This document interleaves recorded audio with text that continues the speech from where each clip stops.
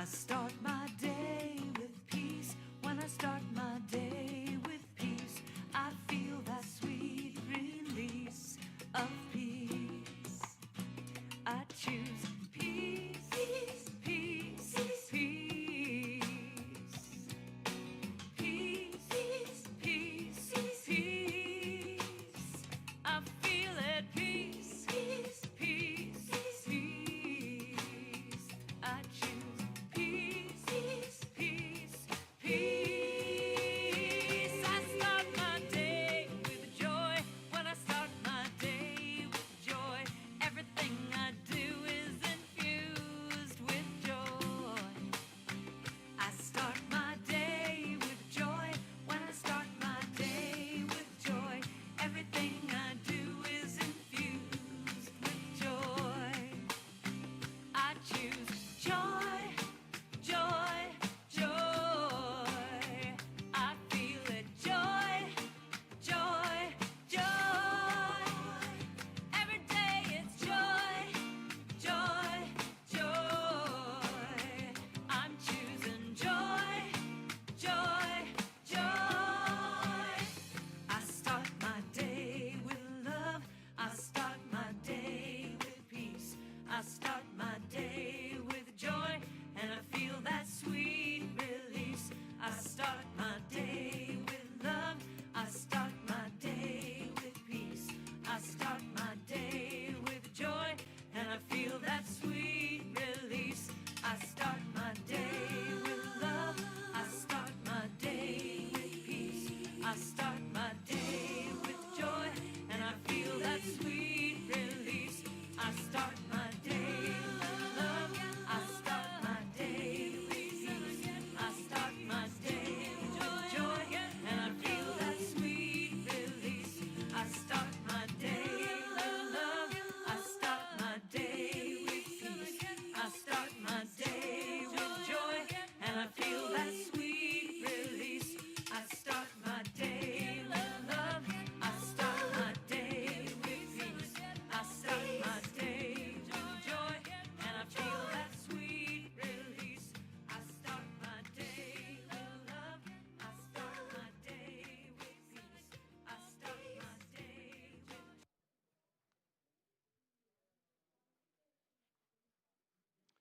Good morning.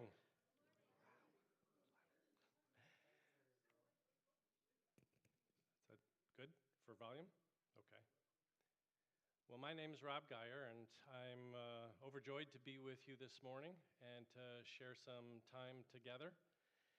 And I'd like to start off with opening prayer, and this one is from co-founder Mildred Fillmore. So if you join me in closing your eyes and centering in. True prosperity is not making money or putting out goods or developing property. It is determining what our souls require in order to cause them to unfold more of God, and then how to harmonize their expression with the needs of our fellow human beings, so that all are benefited and inspired to unfold and express more of their inner spiritual resources.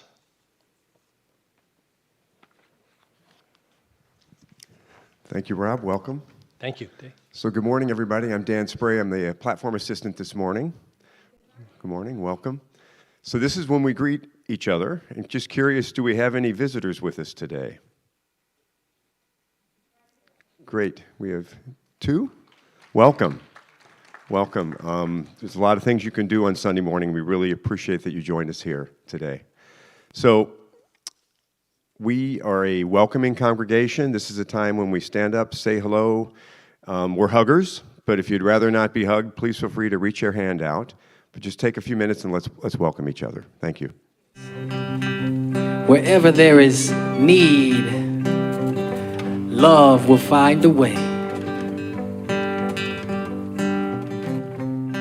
There is a space in my heart where I find the truth. I find me and you, a truth beyond what you may see now. But when we are one, we bring more good about. No matter who or what you call yourself or where you come from, yeah.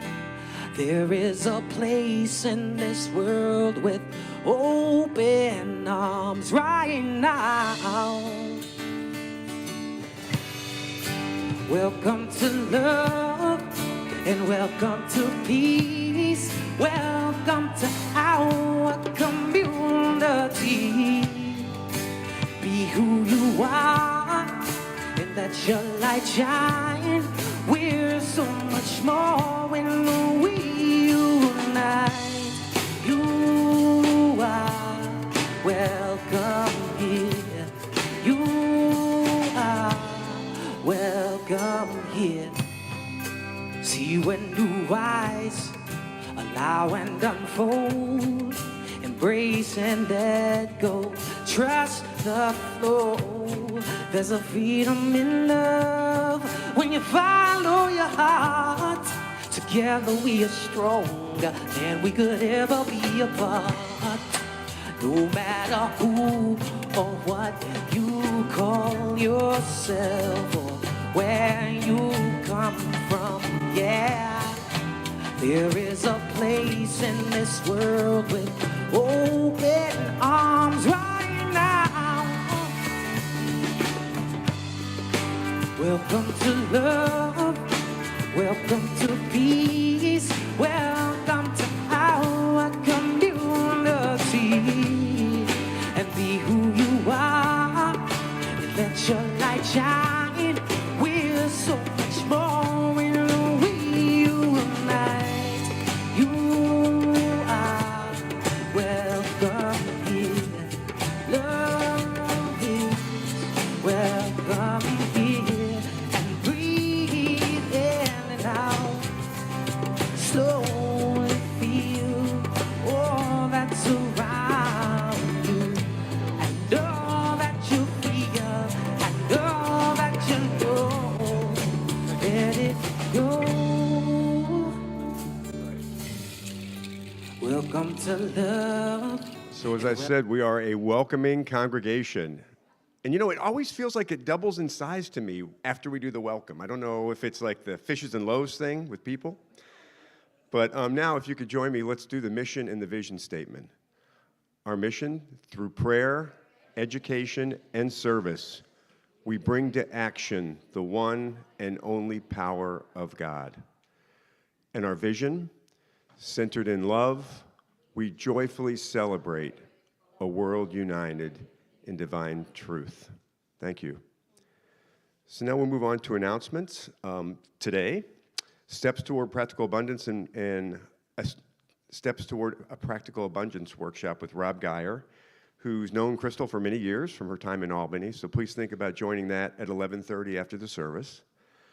Monday, March 17th at 10 a.m., arthritis exercise class. All are welcome.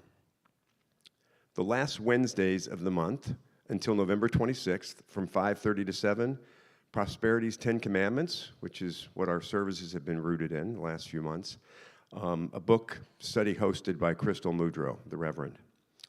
Thursdays, 10:30 in the morning, Christina's class. It's a 10-week discussion on a little book of big questions about prayer by Jim Rosebergy, who many of you know very well, a former Reverend here.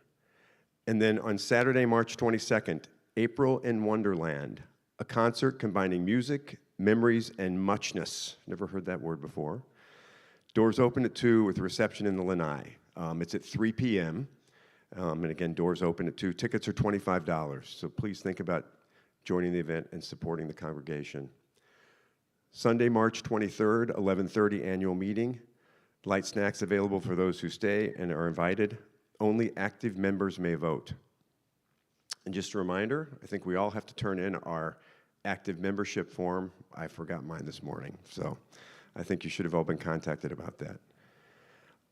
Saturday, March 29th, overview of the Urantia book, which I've never heard of. It sounds interesting. Join the discussion of this unique writing of workshops and the workings of our universe. Saturday, March 29th, 10:30, Whitestone Meditation, Quantum Oneness. An additional discussion, sometimes a meditation at the end for our reconnected consciousness. And then save the date, April 24th, an evening with Daniel Daniel Namad. And for those of you who have not seen him, I hear he's incredible. So put that on your calendar again, April 24th. And we have one additional announcement, if you want to pop up here. Morning, everybody. I'm looking for sewers in the group. We do compassionate blankets through the Faith Community Nurse Program. What they are is blankets that they place on someone who's transitioned or is transitioning. Very comforting for the family. It's a very easy thing to make. There's straight sewing, and they're already kits made up, so all you have to do is, run your machines around them.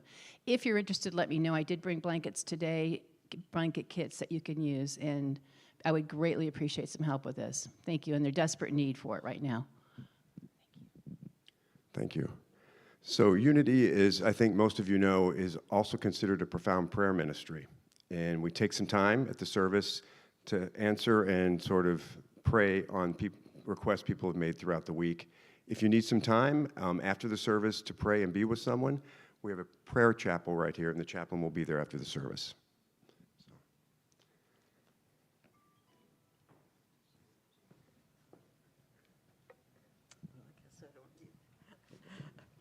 Loving Spirit, we are so grateful for everyone that's here today and for this church and all that we do and all how far we have come with many setbacks, but we are surviving and growing and having so many great programs and guest speakers.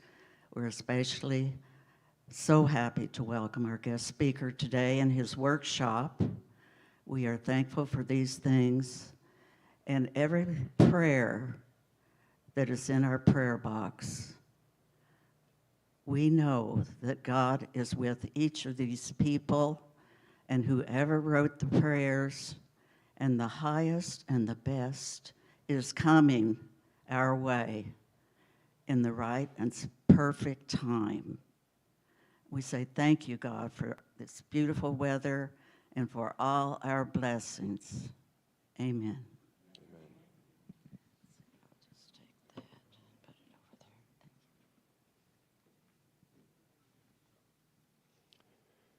And now, for those who are able, please rise for the oneness affirmation. There is only one presence and one power in the universe and in my life. God, the good, omnipotent. Thank you. So today's daily word, the theme is quietness. In quietness, I am renewed and refreshed. Sometimes on my busiest days, I need to be quiet, step away for a few moments and simply be. I begin by finding a comfortable place. I feel my body relax, my breathing become regular and easy, and the busy stream of my thoughts slow as I open my mind and heart to the divine presence within me. I affirm God is here. Relaxation deepens as I focus on this simple thought. Peace, love, wisdom, and understanding fill my awareness. In this timeless moment, there is no discord, there are no concerns. There's only God within and all around me. My heart's wisdom hears the words, I am always with you. Refreshed and renewed, I return to the activities of the day. My soul's at peace, my mind is clear, inner harmony is restored. And the verse is, be still and know that I am God. Psalm 46:10. So now we'll hear I Am So Blessed by Karen Drucker.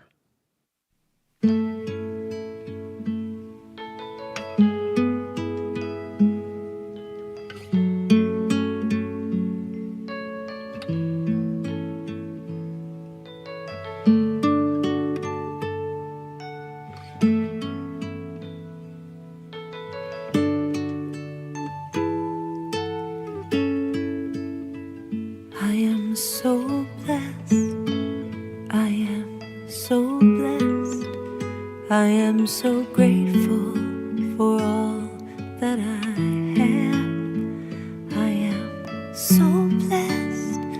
I am so blessed. I am so grateful. I am so blessed. I am so blessed. I am so blessed. I am so grateful for all that I have. I am so blessed. I am so blessed. I am so grateful. I am so blessed. I am so blessed. I am so blessed.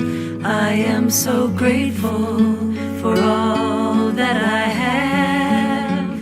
I am so blessed. I am so blessed. I am so grateful. I am so blessed. I am so blessed. I am so blessed. I am so grateful for all that I have. I am so blessed. I am so blessed. I am so grateful. I am so blessed. I am so blessed. I am so blessed. I am so grateful for all that I have. I am so blessed. I am so blessed. I am so grateful.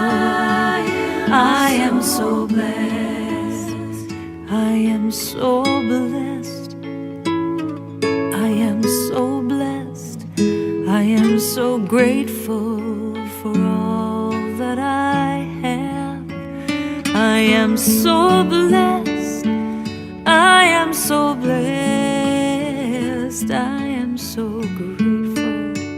I am so blessed. I am so blessed. I am so blessed. I am so grateful for all that I have. I am so blessed. I am so blessed. I am so grateful. I am so blessed. I am so grateful. I am so blessed.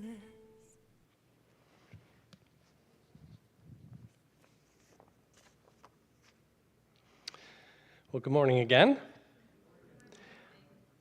What I was asked to do by Crystal was to fit my message into the overall of your prosperity and abundance studies that you're doing.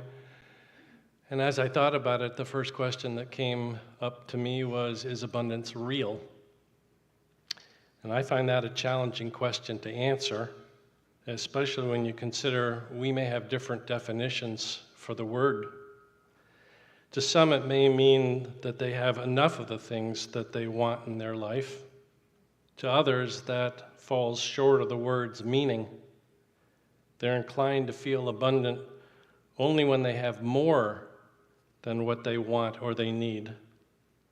In all likelihood, you created your own version of what abundance means to you as you grew up. I was brought up in a middle-class family and never had real feelings of lack, or I didn't have my needs met. It's true I didn't own everything I wanted, but I had enough. I recognize from talking with others that living in lack can be extremely difficult because you always feel something is missing in your life.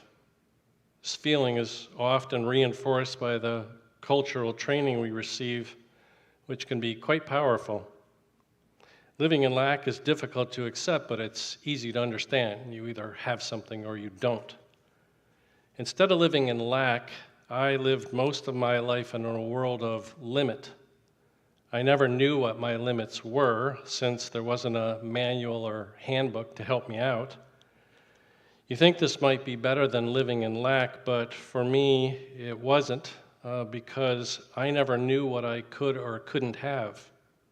I always wondered whether there was enough money or time or love available to me so that I would receive what I desired, let alone have an abundance of it. When I began to think about it, I could have something I wanted. I encountered roadblocks.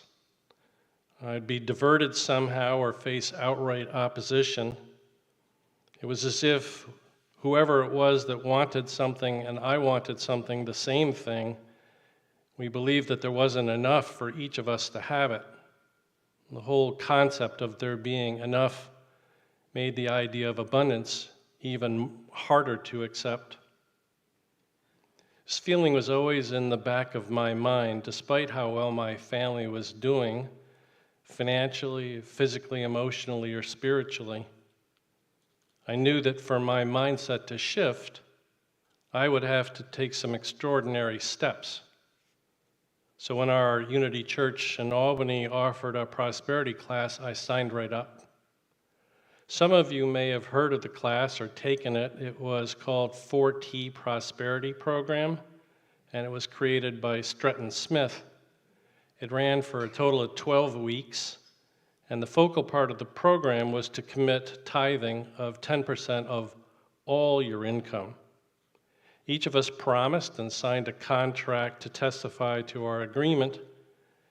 You may have tried this too and found it really difficult. I admit the 10% challenging to me. What was even more difficult was the all-income part of it, because what that meant was every dollar that came in to our household was subject to the 10% tithing.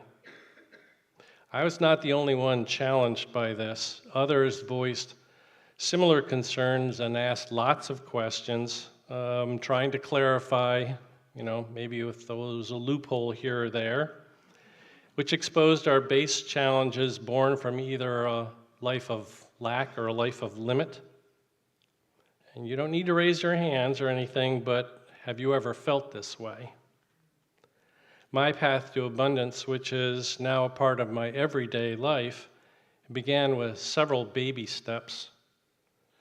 The course promised we would receive far more than we gave, and I wanted to believe this was true for me, but I didn't. It's a funny thing about promises. Many folks like me want some proof before they're willing to believe in them. Although some classmates experienced miraculous things, I wasn't one of them. I began wondering about this, and something important occurred to me. I realized that I was going to have to allow my mind not to be the sole judge as to whether there was sufficient proof for abundance. If I did that, I knew I was likely to fail. It was only then that I shifted into my heart and truly committed to the process that things began to change. I'm telling you all of this for two reasons. First, I want you to understand the context of the message and the workshop this afternoon. And second, because you may have some of your own concerns and doubts and challenges and are seeking a new path to abundance. According to the program, abundance was an inherent promise offered to each of us and was backed by unity principles. I felt there must be good reasons for this and realized that it would require an investment on my part. At the beginning of the 4T class, each one of us was asked to write down things we wanted to experience in our lives. Our choices could be on a grand scale, things we felt that were far beyond our reach, or simple, easy, manageable things. Being a bit of an overachiever, I chose 6 grand scale things, not 5. Let me pause just for a second to ask you, if you chose your own 5 or 6 things, what would they be? And how realistic does it seem to you you could experience each one? That's a bit of the essence of the workshop. Over time, I did experience all 6 and many, many more, and I want to share with you how that happened. One of the things I came to realize, not from the 4T class, but from my own personal experience, is that shifting my mindset is essential for any change to occur. I discovered that for me, there is a sacred formula that creates success by any definition I care to choose. The formula has 3 simple steps. It's conceive, believe, and act. I decided to give myself permission to expand my dreams, so I conceived of all the things I wanted to experience, like going to Hawaii. I left nothing out. I invited myself to envision everything as possible and no longer outside my reality. And I let myself go and see it all clearly. That step led to my believing. I was sure I wanted to experience each one of these dreams, so I invested my thoughts and energy and planned how it would happen, knowing it was up to me. And one of the things that was really important was it couldn't be all about what my head thought. It had to engage my heart in the process. When the two work together, that's when things really happen. Once I conceived something and wanted to experience as being possible and committed to believing it could be a part of my life, I then needed to take definitive action steps to make it happen. I believe the same formula can work for each of you and would like to share one example from my life to illustrate how that's possible. But before I do, I'd like to offer you 2 important ideas I learned along the way. The first one is from one of my bosses at work in the business world. Her name is Rita Zalicki, and I give tribute to her.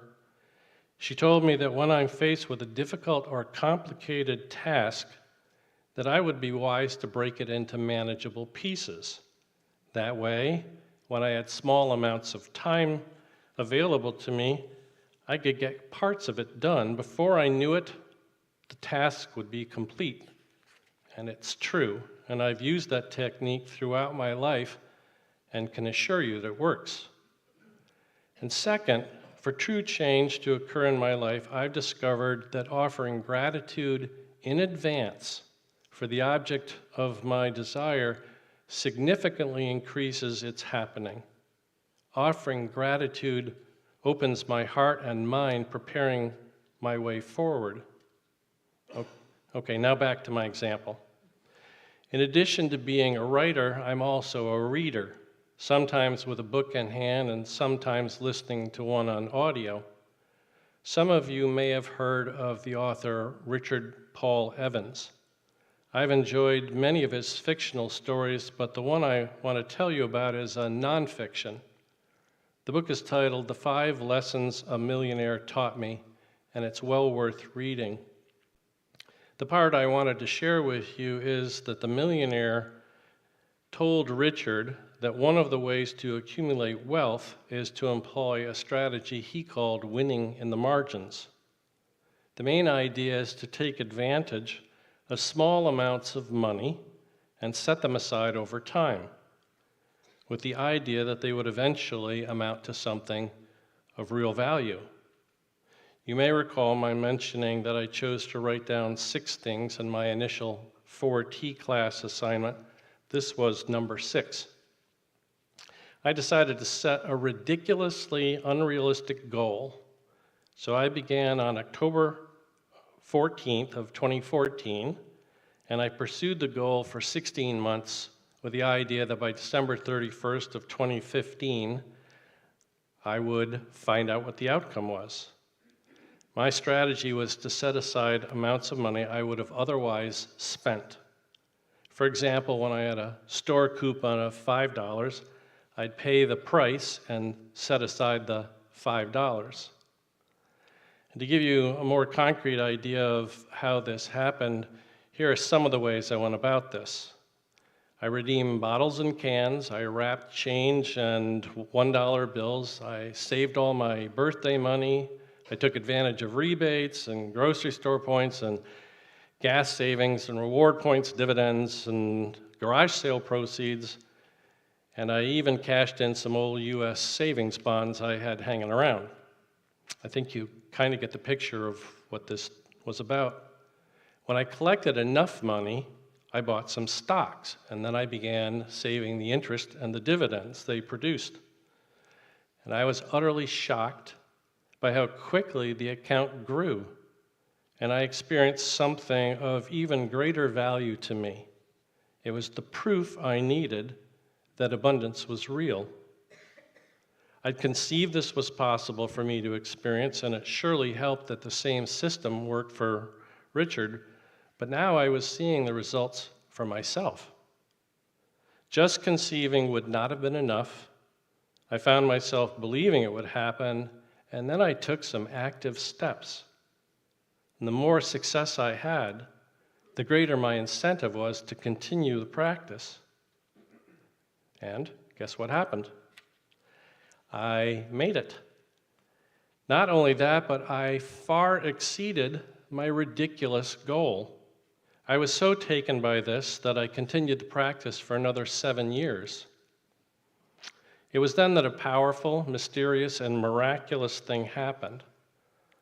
Although I'd originally planned on using the money for some special event for my wife, Maureen, who's sitting right there, and me, a surprising feeling arose within me, a feeling I'd never experienced before, and I didn't recognize it at first, and then I knew. It was the sensation of real abundance. For perhaps the first time in my life, I understood that there is more than enough, and that there is absolute abundance in the world. So Maureen and I decided to donate all the money and gave it all away. This would have been unthinkable early in my life, but now I had the proof I needed that abundance was real. Not only was it real, I could do it again and again and again. Even though this example is of financial abundance is powerful, perhaps what you truly desire is a sense of spiritual abundance. Perhaps what you want is a deeper connection with the divine by whatever name you use for God. Maybe you want an increased sense of purpose, or a richer feeling of being loved, or a closer relationship with those you care about. Maybe you want an increased sense of purpose. And the good news is all of these are possible. I will share with you that I've made mistakes along the way, and some hurt more than others. But fortunately, I discovered there was an upside to making mistakes. I found that each one of them was like a road sign saying, dead end.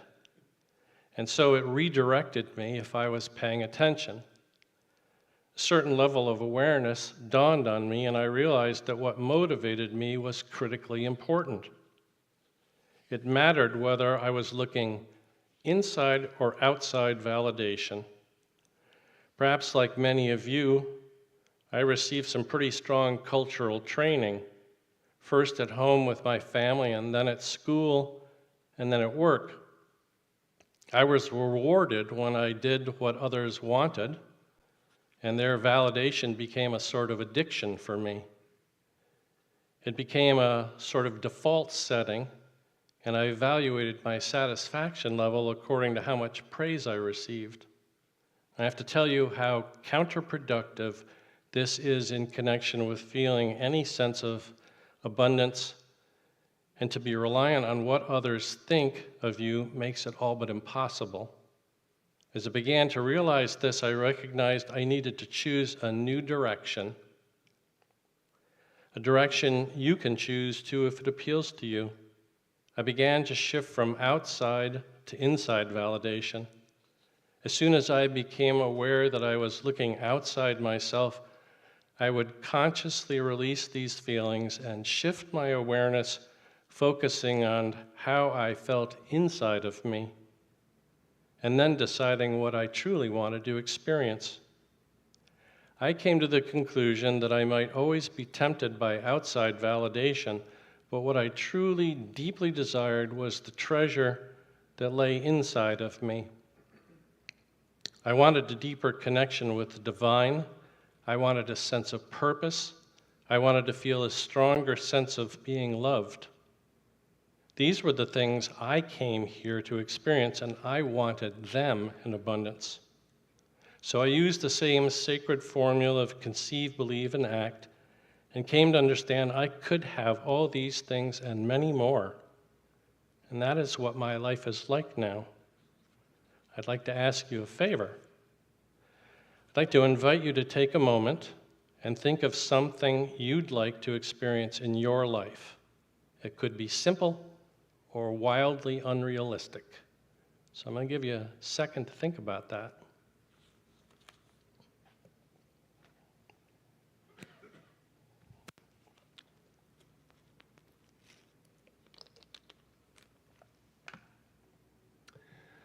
So if you've chosen something, set it firmly in your mind so that you can visualize it, especially how it feels to you. Let me give you a second to do that.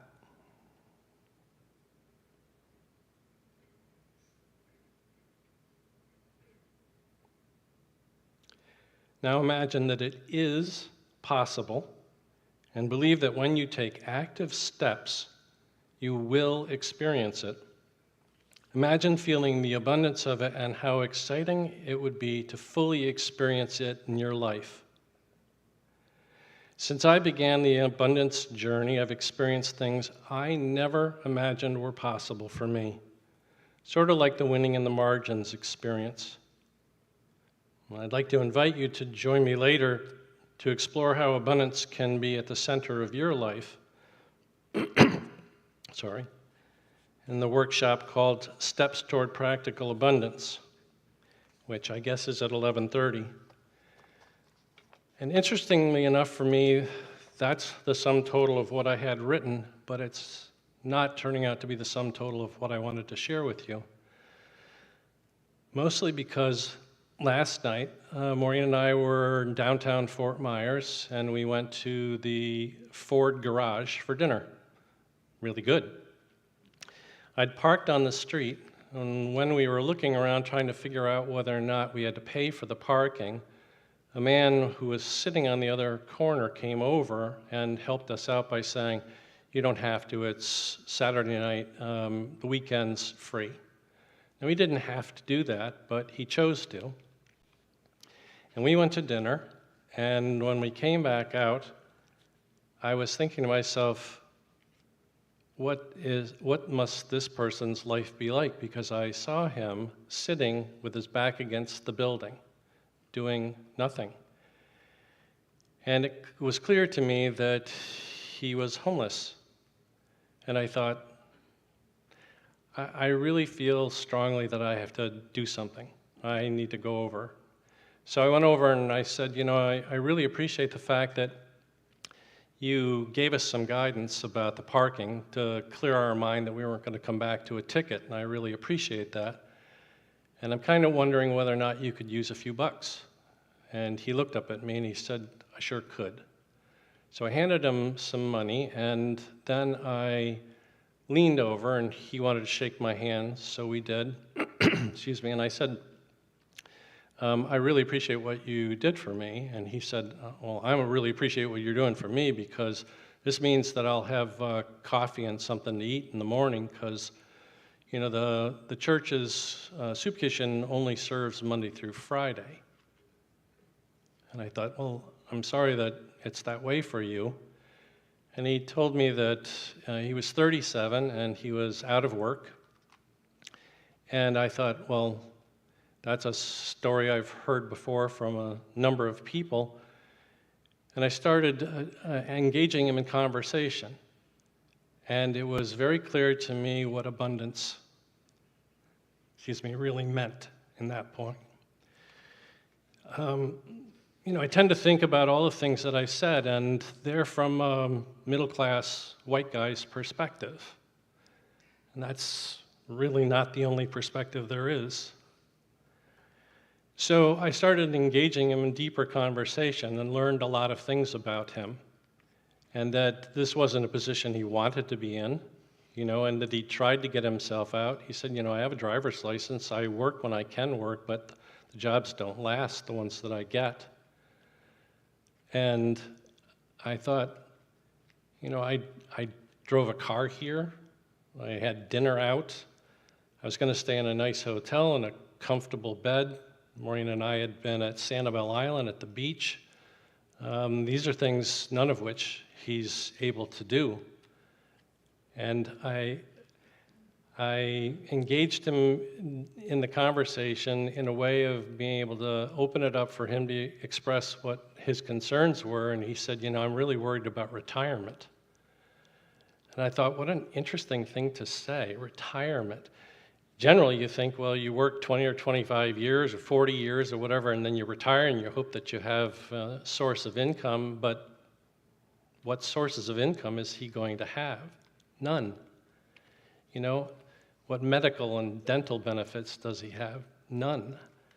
And I was thinking, well, that really sets the stage for me to view abundance in a very different light, And he said, that people will walk by me and they don't see me. He said, I feel invisible. And I was just letting that kind of sink in while he was talking to me, and I said, I see you.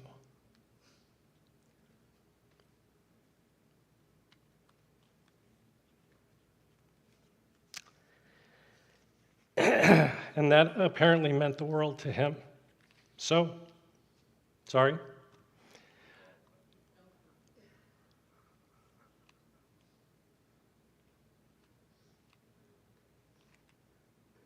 I just think it's really important to have a more well-rounded view of what abundance really means. So I thank you very much for having me here, and I hope those who are interested in taking some steps will join me in the workshop a little later on. Thank you.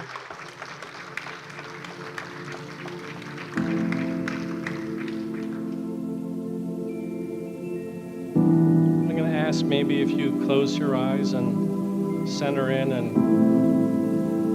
find a comfortable way of sitting so I can share a meditative prayer from Reverend Hulcher. As I turn within, I feel my life with abundance and that I am immensely blessed. I celebrate victories not measured in wealth, but in the richness of life itself. I cherish my health, the freedom of movement, and the deepening of my spiritual consciousness. These are signs of my prosperity. Divine Spirit is my eternal source, the wellness of all my needs. With unwavering faith, I anticipate positive outcomes for all my endeavors. Prosperity shines for me as health, wealth, and a boundless supply of all that is good. Open-hearted and receptive, I welcome innovative and delightful paths to my blessings. My inner wealth of positive manifestations is but a mirror of my prosperous mindset. With a servant's heart, I dedicate myself to serving humanity, knowing that my actions reflect the abundance of my spirit. I am joyful and thankful for the abundance that flows through my life. Amen.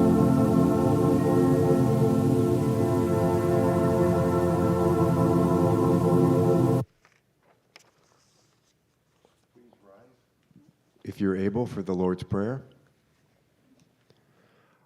Our Father, which art in heaven, hallowed be thy name.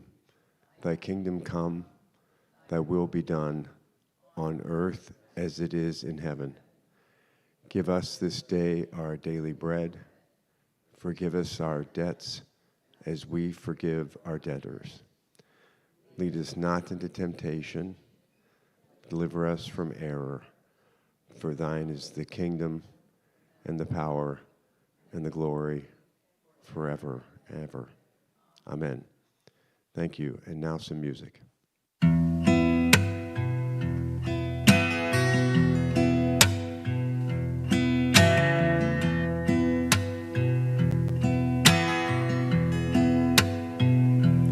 When I was a boy, each week on Sunday we would go to church and pay attention to the priest. He would read the holy word and consecrate the holy bread, and everyone would kneel and bow. Today the only difference is everything is holy now. Everything is holy now.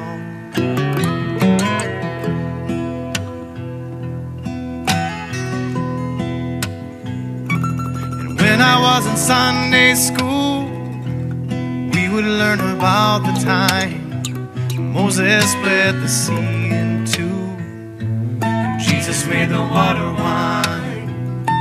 And I remember feeling sad. Miracles don't happen still. Now I can't keep track, 'cause everything's a miracle.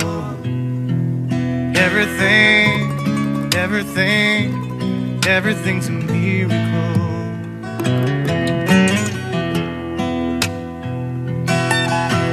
Wine from water is not so small, better magic trick is that anything is here at all. So the challenging thing becomes not to look for miracles, but finding where there isn't one. When holy water was rare at best, it barely wet my fingertips. Now I have to hold my breath like I'm swimming in a sea of it. It used to be a world half there, heaven's second-rate hand-me-down, but I walk it with a reverent air, 'cause everything is holy now.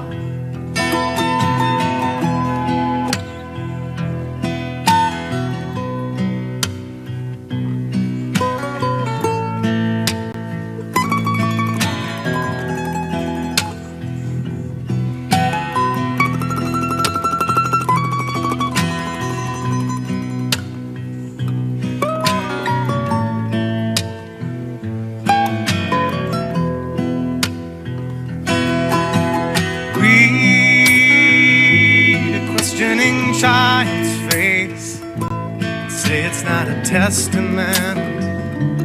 That'd be very hard to say.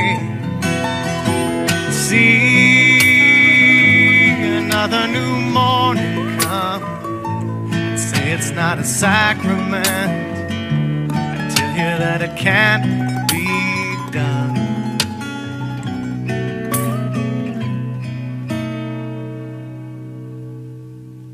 This morning outside I stood, I saw a little red-winged bird shining like a burning bush and singing like a scripture verse. It made me want to bow my head. I remember when church let out, how things have changed since then.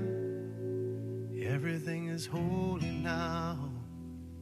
It used to be a world half there, heaven's second-rate hand-me-down, but I walk it with a reverent air, 'cause everything is holy.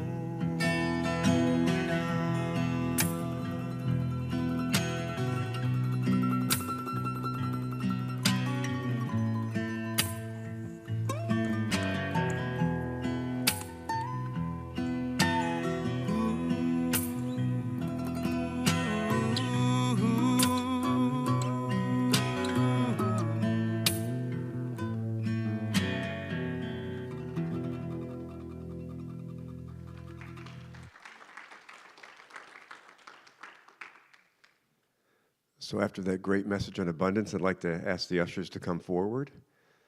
So there are many ways to contribute. During the next song, we'll pass the contribution bags. There are baskets at the doors.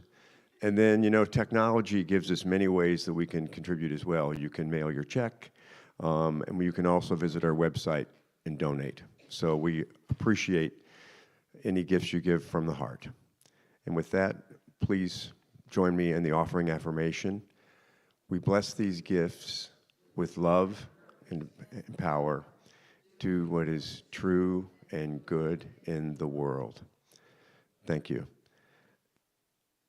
And now the next song. You can build a house big as the sea. You can drive a Mercedes and you can wear Versace. You can wine and dine and sail along the sea. But it won't bring you love.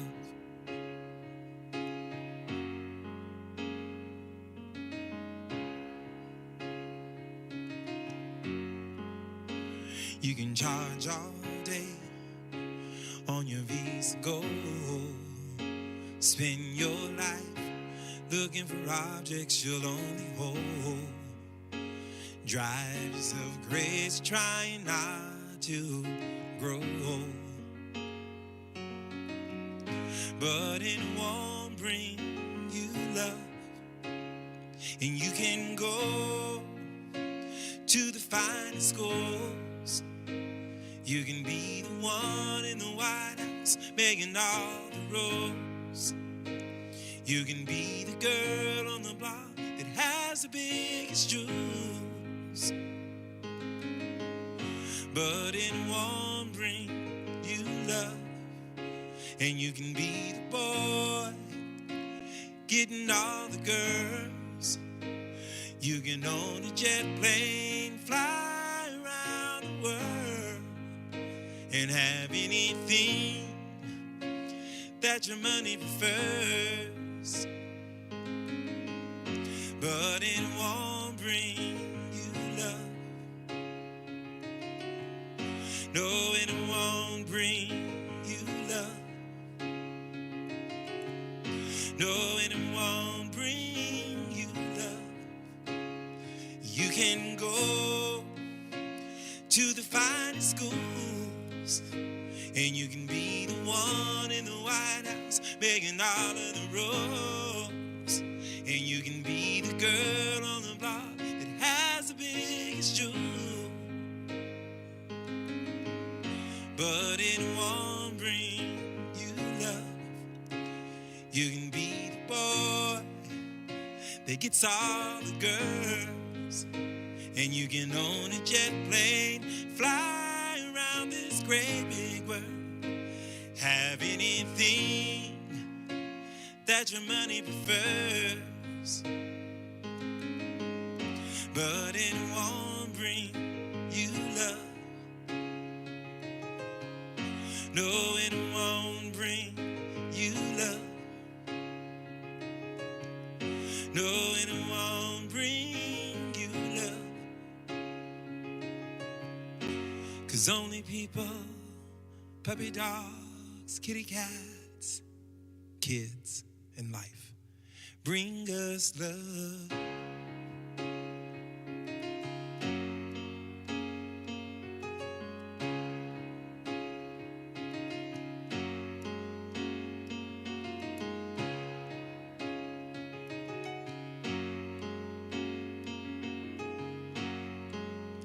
It won't bring you love.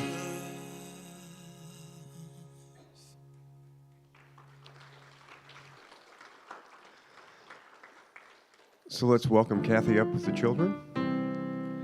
You are walking in the light, in the light, in the light. You are walking in the light of God.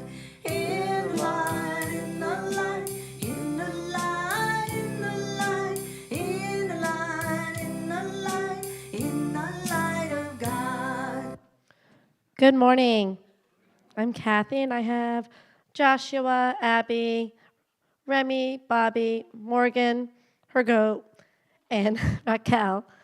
And we were talking about Abundance Day. Is abundance real? And so we started our conversation talking about to know if abundance real. We talked about focus what's inside you and in your mindset and actions rather than solely on material outcomes. Look for increased gratitude, hopefulness, and generosity along with a sense of satisfaction and purpose rather than solely accumulating wealth. Then I found a quote for them, like, when you realize there's nothing lacking, the whole world belongs to you. And then we talked about some signs of real abundance, and they talked about enjoying luxury of time, the freedom to navigate the course of our days, peace of mind, living with meaning and purpose, making connection with others, understanding our place in the universe, and gratitude for all the good you have. And when we're talking about connection with others, some of them were talking about when people come to visit when they were younger. Yes, they're young now. But they said when they were younger, they were always expecting like a gift, but now they say they're expecting the time with them. And they said that is what they were talking about. They were saying, it's more about spending time with them and learning about them and learning how they have gratitude and everything and generosity. I'm like, oh, I like that. So I really learned a lot from our conversations, but I really loved that conversation they were having about like their abundance and how they say they're increasing their gratitude and hopefulness and generosity by learning from the people around them. And then I just really loved that conversation today. So thank you.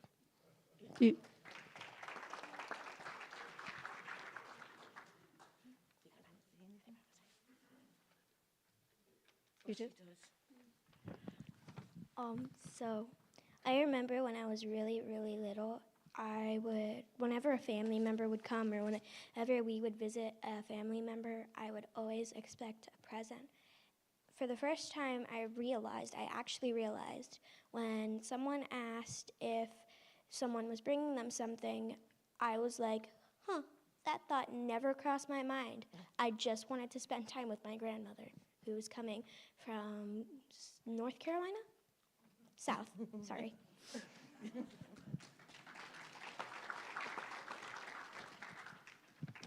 Want to say hi? Mom.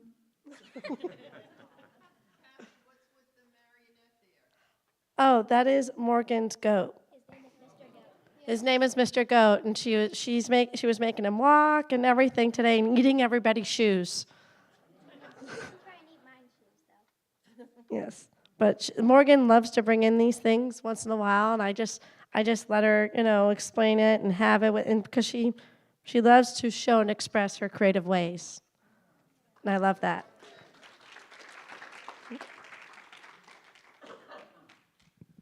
All right, let's bless the children.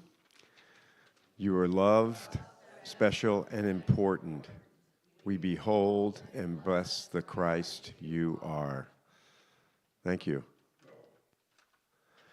All right, please rise if you're able for the peace song. Let there be peace on earth and let it begin with me. Let there be peace on earth, the peace that was meant to be. With God as our Father, we are family. Let us walk with each other in perfect harmony.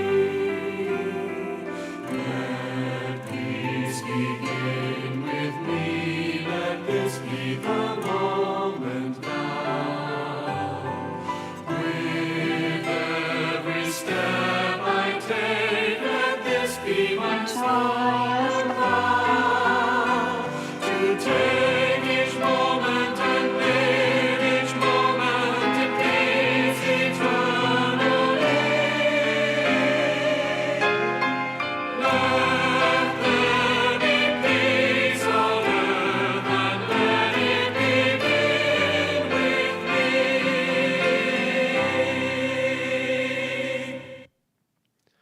The light of God surrounds us. I am that light. The love of God enfolds us. I am that love.